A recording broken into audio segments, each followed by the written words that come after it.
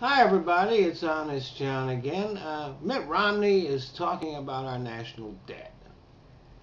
And he says that he's the one to get the country out of debt. Of course, anybody who's looked at his economic plans has come to the conclusion that he would explode our debt. And so would all of the Republican economic plans. Uh,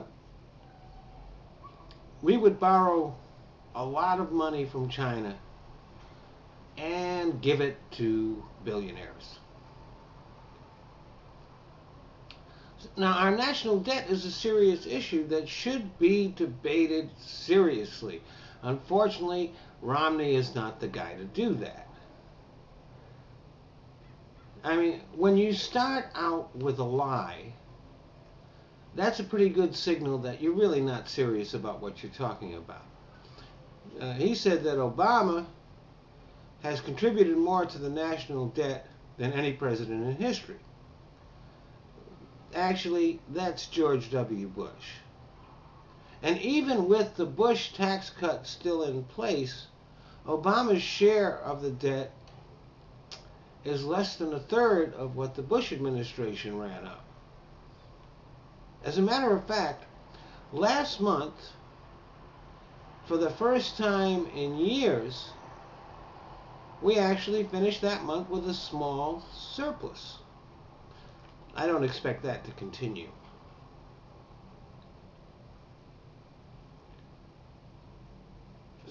See, if you're going to get America out of debt, you have to talk seriously about what's gotten us into debt.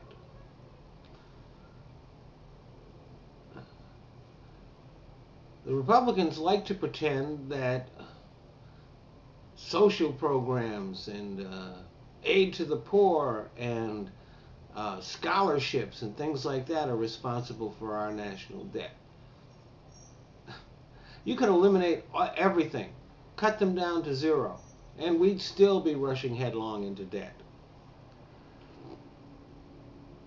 They like to pretend that Medicare and Social Security are responsible for our debt. Actually, those programs have not contributed a penny to our current debt. They do need fixing in order to keep on that road. Uh, but if you eliminated those programs completely, they would have no effect on our debt.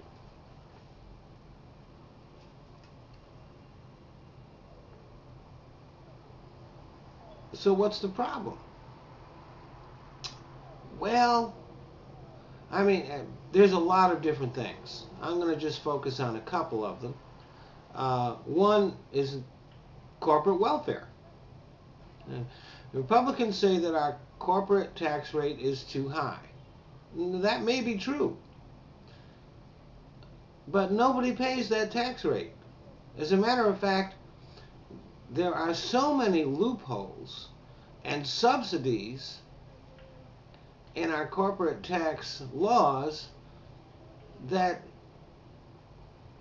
our 500 Fortune 500 companies, most of them don't pay any taxes at all.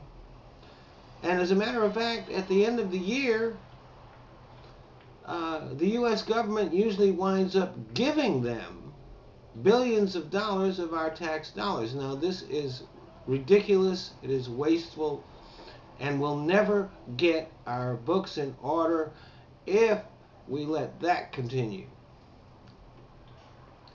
And then, of course, there is the fact that the rich people in this country pay less of a percentage in taxes than the working poor. That just doesn't add up financially. It's not going to work.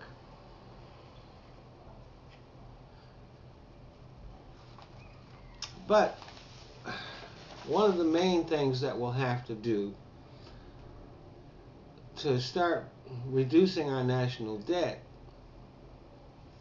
is to take a look at our military spending. Now, we outspend pretty much everybody in military spending. We spend more on our military than the next 20 countries combined. I'm going to Hawaii next week to do a couple of shows, one of which will be at Hickam Air Force Base. And I love performing at military bases, and I'm a huge fan of our military, so I'm kind of talking against my own self-interest here. The more military bases there are, the more I get to perform at. But here's an example. We have 11 bases in Hawaii. Does anybody seriously believe that all 11 bases are necessary for our national security?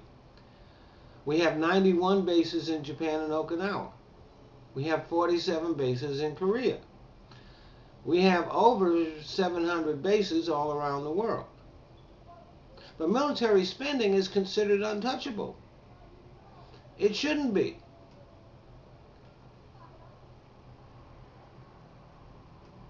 We could cut our military spending in half and still be spending 3 times as much as our nearest competitor.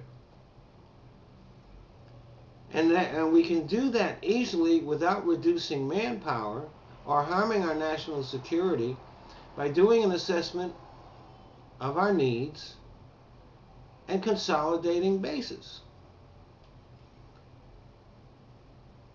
Now, that wouldn't fix the thing entirely, but if we take the steps with both our tax code and with our military spending, we'd go a long way towards reducing our national debt. I mean, there's other stuff we can do. Believe me, there's a ton of wasteful government spending. It's the nature of the beast. Oh, one other thing we could do that would really help keep us from increasing our debt is we should be a little less willing to go to war. Thanks for listening.